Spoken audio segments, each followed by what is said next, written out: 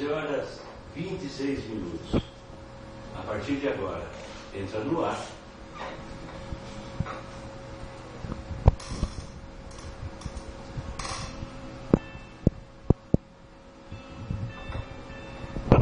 O nosso cantinho cultural.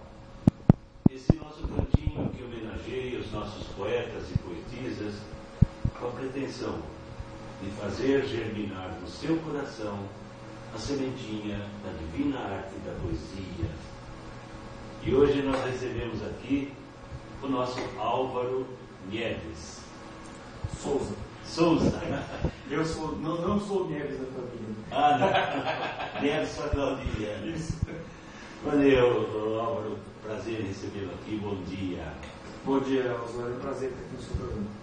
É o Álvaro, né, que é papai do Gabriel, que esteve há 2 domingos atrás mostrando as poesias que ele faz, né?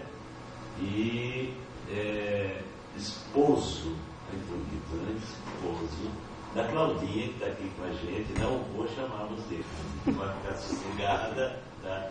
A Claudinha é uma família de artistas, né? A Claudinha, nossa artista plástica, professora e trabalhou com a gente durante um bom tempo aí nas nossas encenações da Paixão de Cristo, bem como o Álvaro também participou fazendo um inesquecível Herodes, né? Sim, bons tempos, tempo das barbas crescidas, né? Exato. E aquele Herodes que você fez quando nós fizemos lá na Hípica, quando você atravessa todo o cenário numa biga, gritando aos plenos pulmões, matem as crianças. Aquele Herodes para mim foi inesquecível. Tá? Mas vamos falar do nosso Álvaro poeta. Você se lembra, bom, se lembra, se é novo ainda, como é que nasceu a sua veia poética? Por incrível que pareça, eu sou fã de futebol, mas não sou aquela pessoa que vai aos domingos jogar bola. Aliás, eu não gosto muito de jogar bola, eu gosto mesmo de assistir futebol. Mas eu não sou assim um fã, né? Eu não sou um fanático do futebol. Nasceu a minha paixão por poesia, eu descobri por acaso no ano de 1982, quando nós fomos desclassificados da Copa do Mundo. Você se lembra? Zico, Sócrates, aquela seleção que ia ser campeã. Itália, né? E que não foi, no fim foi uma decepção. Eu era adolescente e estava na onda de todo mundo, né? Naquele já ganhou, que você deve se lembrar bem. Né? Tá me chamando de velho aqui. Eu lembro também, somos todos, né? E eu fiquei, lógico, como adolescente, a gente fica com aquela paixão no coração, e o Brasil perdeu, e foi terrível, você se lembra bem, né? Era o time que saiu daqui campeão, e ninguém ganha nada de véspera. E eu fiz uma poesia justamente para aquela seleção, que apesar de ter saído daqui, de ter perdido da maneira como perdeu, acabou sendo uma seleção que marcou todos os nossos corações. Ninguém esquece, né?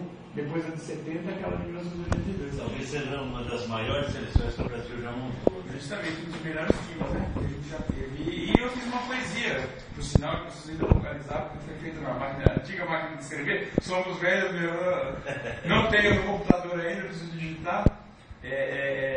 Fiz uma poesia para aquela coisa de, apesar de ter perdido, nós tivemos um time inesquecível, né? Um momento inesquecível repetido. E daí você continuou, tomou gosto e continuou. E continuei, isso aí acho que eu tinha talvez uns 14 anos na época, e aí até hoje. E além de tudo, você é professor, né? Isso, sou professor de língua portuguesa no Gustavo Teixeira e de inglês no Colégio Objetivo. Legal, tá aí.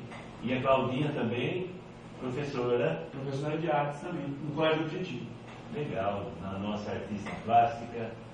E o Gabriel, estudante ainda, o filho deles, mas quem ouviu o programa de há 2 domingos atrás, quando o Gabrielzinho esteve aqui para ser homenageado, ainda que eu comentei com o Álvaro, que metido, né?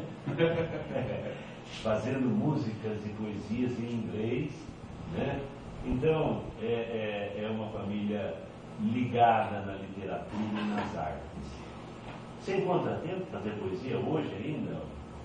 Eu tenho uma característica de que as poesias são muito rápidas.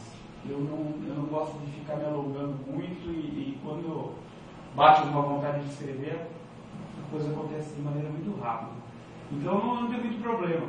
E qualquer lugar é lugar. Se não tiver com o computador à disposição, um papel, uma caneta que estiver por perto ali, eu faço, dobro e depois eu vou dar um trato final nessas poesias. Então o tempo, 5 minutos às vezes eu consigo escrever alguma coisa. Que é a hora que cai. Isso. Ou não, né? Às vezes eu tenho uma angústia muito grande também, porque às vezes eu quero escrever sobre alguma coisa e não consigo. Então eu tenho inclusive poesias sobre falta de inspiração. Eu fico tão bravo que eu escrevi sobre a falta de inspiração, porque eu quero escrever e não consigo colocar no papel. Então é muito no momento mesmo, como você falou. Na realidade é isso, né? A poesia é o momento, a inspiração, ela não tem lugar e nem horário, né, para vir. Justamente, uma situação que acontece, eu trouxe até uma aqui que a gente fala sobre aqui, que eu não sei se vi na internet ou vi na televisão, o problema do conflito religioso, especialmente no Oriente Médio, né? E que aí me veio a inspiração de escrever sobre Deus é de todos.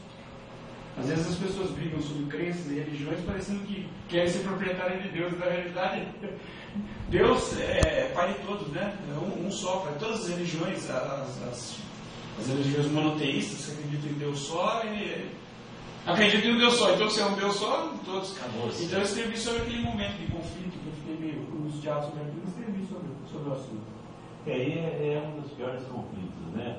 Conflito religioso é terrível, né? Sem sentido nenhum. Né? Sem sentido nenhum, justamente por causa disso, né? Porque na realidade o Deus é uno. E é gente matando e morrendo aí por crença, né?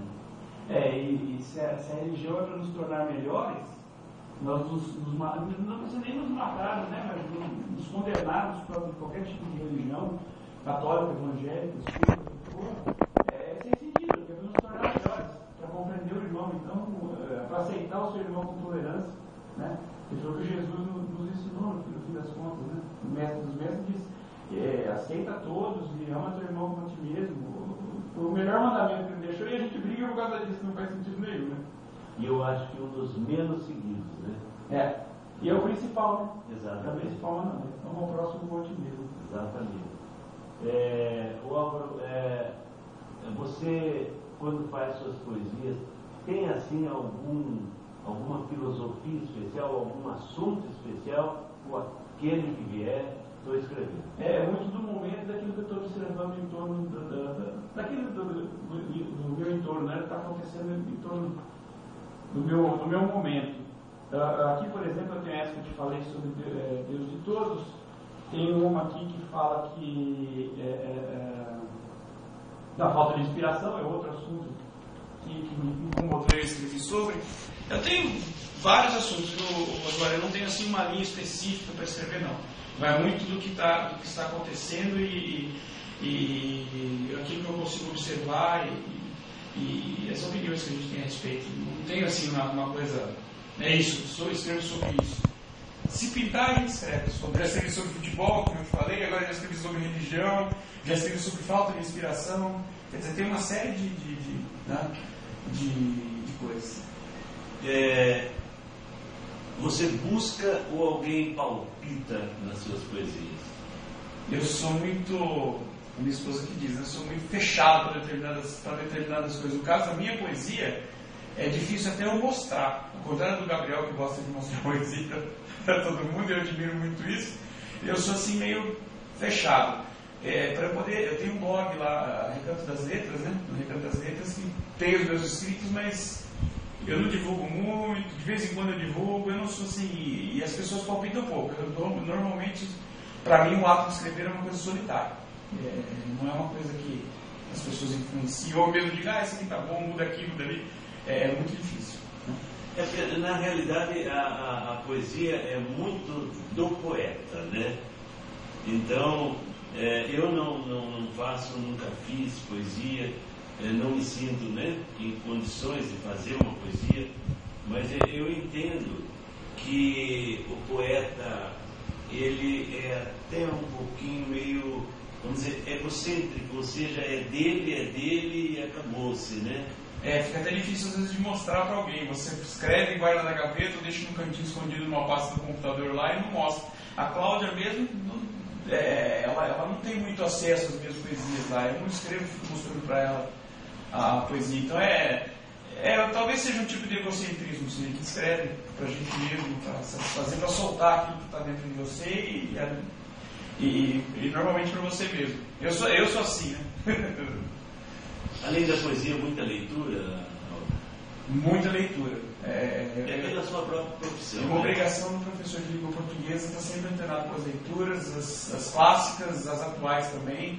Então, meus alunos do Gustavo Teixeira, abraço para todo mundo do Gustavo Teixeira que está me ouvindo aí, trabalham muito Machado de Assis comigo.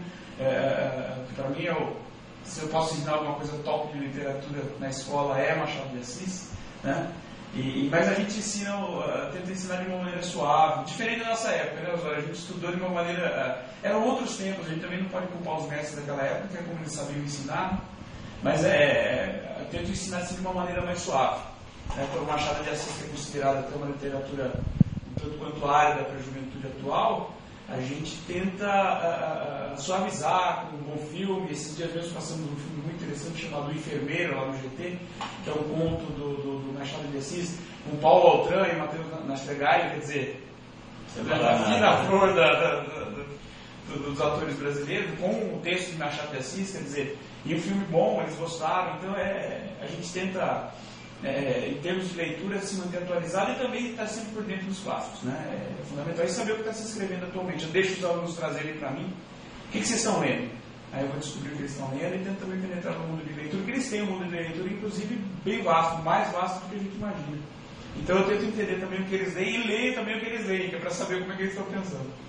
E realmente eu sempre, às vezes, comento aqui que os professores deveriam incentivar a leitura o máximo que eles possam dos seus alunos, né?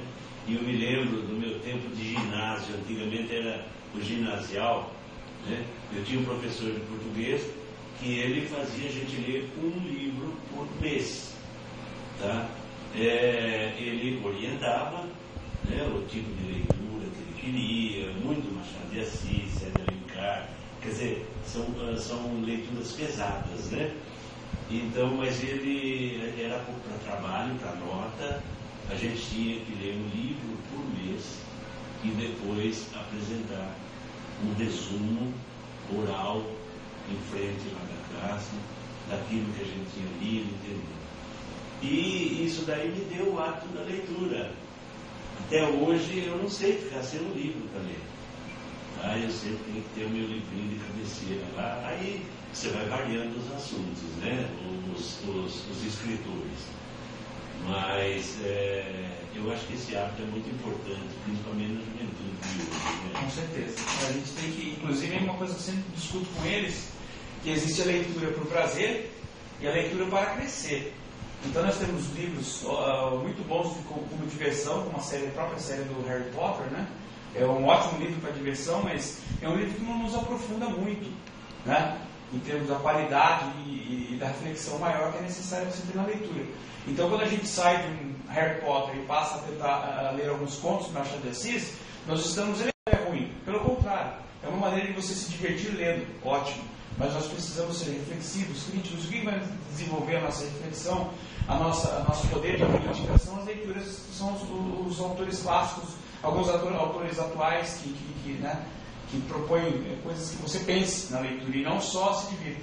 Né? Exatamente. E esse professor, ele sempre nos orientou uma leitura do dicionário do lado, né?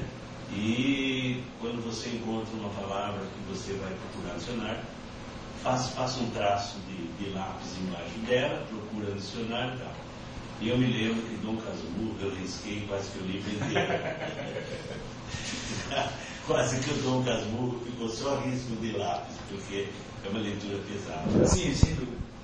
Vamos lá, Bruno, vamos mostrar a sua poesia. Na realidade, então, eu selecionei aqui a questão da tolerância da religião, pode ser essa, eu tenho inclusive mais algumas. Claro. Se houver tempo, você vamos ver mais outras. Além dessa, mais uma. O nome dessa poesia é Deus de Todos, e eu queria inclusive dedicar para a Dona Gentila, né?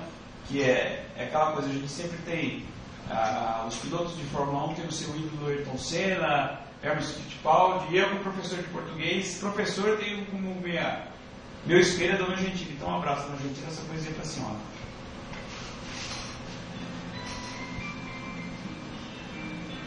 Deus de todos, vamos escrever aos que parecem despossuídos da razão, aos que precisam de apoio para sentir com emoção.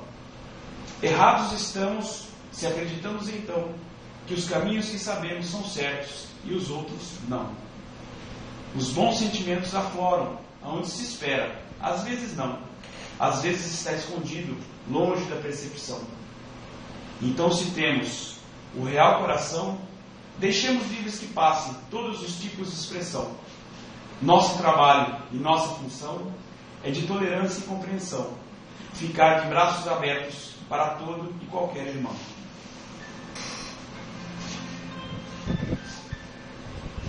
Legal, legal. Percebi mais ou menos o seu estilo. Seria, assim, vamos usar um termo mais assim, um abuso da rima. Eu gosto de rimas. Nem sempre escrevo com rimas, às vezes não, mas esse aqui foi bem... O abuso é por expressão. Esse aqui foi bem pautado na rima, você tem razão. Mas é legal, eu também gosto de poesia rimada. Né? Até outro dia, a Gentile me puxou a orelha. Ela falou, então, você falou que gosta só de poesia rimada, então você não gosta das minhas. A Gentile me falando. Não, eu disse que prefiro as rimadas, né? Que são as mais tradicionais, né? Mas adoro as poesias sem rima também, né? Os poemas sem rima. Mas legal, legal. Qual outra sua? Vamos ver mais uma. Eu tenho aqui uma interessante chamada Fome do Ego. Fome do Ego, isso. Foi um momento que eu tentei escrever sem inspiração nenhuma, né? E coloquei, até anotei aqui, quebrei a cara. No entanto, derivado ao fato de ter quebrado a cara, nasceu uma poesia mesmo assim. Então, não é rimada essa. Não, essa é rimada também. O nome dessa poesia é Fome do Ego. Fome do Ego. Disseram, novidades. Fui à caça de exclusividades. Não importando se eram apenas meias verdades. Importa que leiam, pensei assim. Que se dane, se não é meu, se não sai de mim. Quero que vejam, aplaudam então, esqueci que escrever não é possível sem paixão. Contra a vaidade a sorte chegou, mais prazer dar o verso, o computador travou. Foi assim que então refleti, se não sai de mim, vou deixar aqui.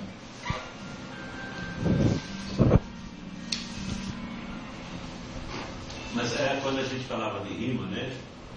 Me lembrou uma citação de Cora Coralina, né, a grande poetisa goiana, semi-analfabeta, e ela disse que poeta não é só aquele que escreve, mas aquele que se extasia quando encontra uma rima.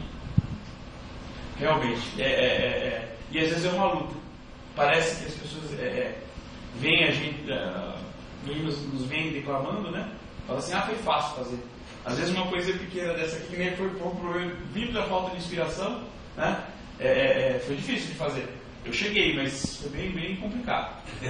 E às vezes você escreve um pedaço, vai lá, faz outra coisa, volta, escreve outro, e daí não sai direito, você fica bravo, apaga, o computador trava, como eu falei, o computador travou no meio da poesia. Então não é uma coisa assim, a gente se extasia porque é uma busca às vezes, e demora um pouquinho para vir, mas quando vem a gente realmente fica em êxtase. Eu não me lembro, alguém me disse em certa ocasião, você pode falar melhor, existe um dicionário de rimas? Existem algumas coisas no mercado, sim, dicionário de rimas, dicionário de sinônimos, né, que você pode utilizar, mas, talvez, desculpa algum poeta que utiliza o recurso, eu não sei se seria o ideal. O ideal é aquela coisa, o processo de eu me sentir angustiado quando não quero escrever e não consigo, faz parte do processo. Se eu tiver o dicionário, eu elimino o processo, e talvez não saia como deveria sair. você está, vamos dizer assim, automatizando a poesia. E talvez a poesia, apesar de eu respeitar muito o estudo da poesia, o pessoal do 9º ano aí do GT, bimestre que vem nós vamos estudar poesia, hein? Olha lá, hein? Esse bimestre de dissertação e bimestre que vem é poesia. A gente estuda poesia sim, porque faz parte da gente entender métrica, rima, toda essa parte técnica de estudo da poesia, mas automatizar o sistema de criação de poesia, talvez algum poeta faça, então desculpe se estou dizendo alguma bobagem, mas para mim eu acho que não seria. Mas existem dicionários sim, diversas rimas, sinônimos, antônimos e por aí vai. Eu particularmente também não concordo. Eu acho que assim como a rima, assim como a poesia, a rima tem que brotar no coração, né? Fica mais, acho que talvez mais autêntico, né? Exatamente. Mais autêntico. Exatamente. E também outro aspecto que a gente tem que levar em consideração, que se o poeta faz de maneira automática e fica bom, então tudo bem, é o estilo dele escrever, né? Então acho que estilos... Poesia a gente tem que respeitar todos, inclusive os que usam o dicionário de rimas. Legal. E você tem alunos que se dedicam a fazer poesia também? Então, esse ano vamos dizer que eu estou descobrindo valores, né? Eu tenho, assim, salas do Gustavo Teixeira muito valorosas, ótimos alunos, né? E no segundo bimestre agora que eu vou começar a descobrir os talentos que nós vamos tratar o assunto poesia. Esse bimestre estamos tratando o assunto de dissertação e eu estou tendo ótimas revelações, né? Então eu devo ter com certeza, eu sei que eu tenho uma aluna que já estamos nos preparando com o Gustavo Teixeira com antecedência no final do ano, que nós queremos ganhar. Meu filho Gabriel não vai gostar muito do que está ouvindo, porque ele concorre com outro professor, ele é meu concorrente, a Paula, né? Um abraço para a Paula, e nós estamos trabalhando já, a Paula do 9º A, nós estamos trabalhando já com o Gustavo Teixeira. Então eu sei que bons declamadores eu tenho, agora escritores eu vou descobrir mais a partir do segundo bimestre. E a gente vai ficar aqui no aguardo que